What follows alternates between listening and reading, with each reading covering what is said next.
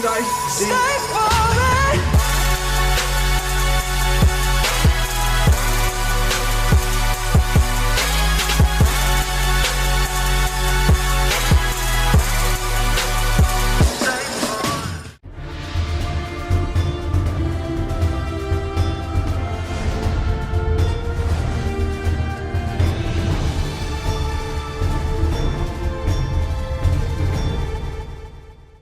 October.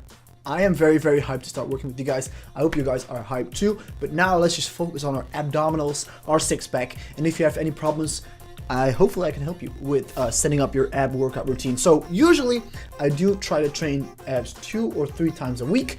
Obviously, you also hit your abs with exercises like deadlift, with squats, with overhead press, or anything component-wise. You always kind of use your abdominals. It keeps you steady.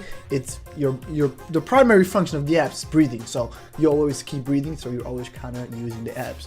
But when it comes to ab training, I think it's very important to know that the six-pack, the showing six-pack, is also a combination of diet stuff. So yeah, abs are made in the kitchen, but it's also very good to keep working them out. The first exercise I always do is a hanging something, so a hanging leg raise, hanging knee raise, a hanging weighted hanging leg raises or knee raises, because it really stretches out the whole abdominal section, and I think that's a perfect way to start. So you stretch it out completely and then you go from there. Always start out with weighted stuff.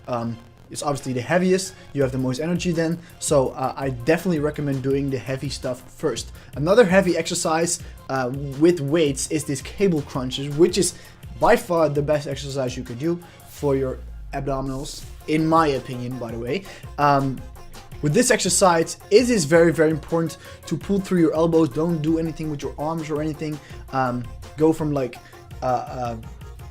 straight back, curl it up, and make sure you squeeze through the abs. And breathing is also very important. As I said, the main function of the abdominals is breathing. So when you breathe in really well and breathe out really well, when you squeeze, it also, you know, you're gonna feel it extra hard.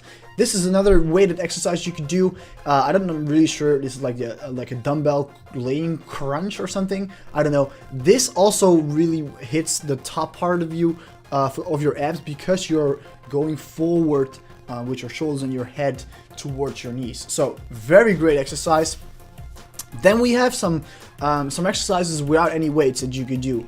And this is a little variation of the plank. This is with a medicine ball, I think these are called, or like half a medicine ball. Do it under your arms or under your feet. It just adds a little component of making sure you don't wiggle, making sure you're stable, which will work your abs extra well. And stability is one of the functions of the abdominals, or like the core in general, so it's very good to do that. Try this out. It's pretty tough. It's tougher than a normal plank, so when you just do normal planks and you're just kind of like, this is kind of easy, try to do this, or try to add some weight on your back. Yeah, as I said, you could do it with your feet. I personally thought it was harder to do with my feet, because you have to place your feet correctly, which once you have it done, as I see, my feet are placed like shoulder width-ish. Otherwise it was even harder, but it's like kind of annoying. So this was perfect. Make sure you keep your back straight and go as low as possible, obviously, and make sure you do it correctly. Usually I do like for like a minute or a minute and a half, and then 3 or 4 sets with plank. I think that's a good range. If it's too easy, add some weight or make it more difficult for you. Then also, this is a very easy exercise: the leg raises, laying leg raises, and also a little variation, as you can see on the screen. On the last part, I kick up my legs.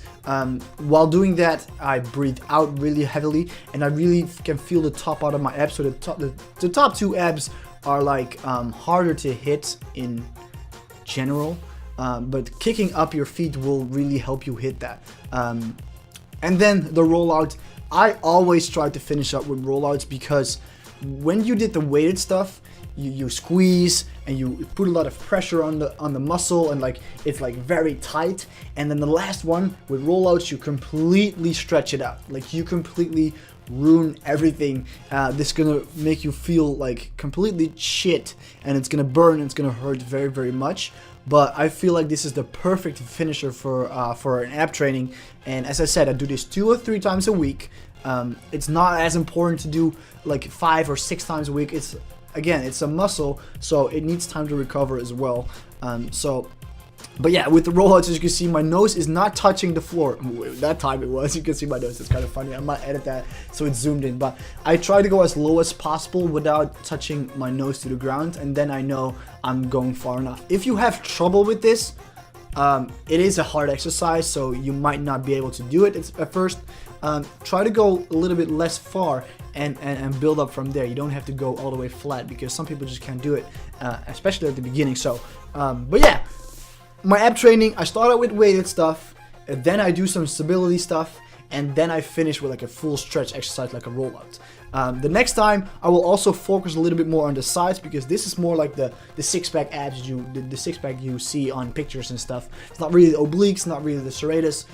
We focus more on the midsection of the abdominals. So thank you all so much for watching. I really do appreciate it. And again, online coaching is coming very, very soon. Let me know in the comment section down below what you guys think of it, and I'm really excited for it. So again, thank you so much for watching. Leave a thumbs up if you did enjoy it, and I'll see you guys in the next one. Deuces.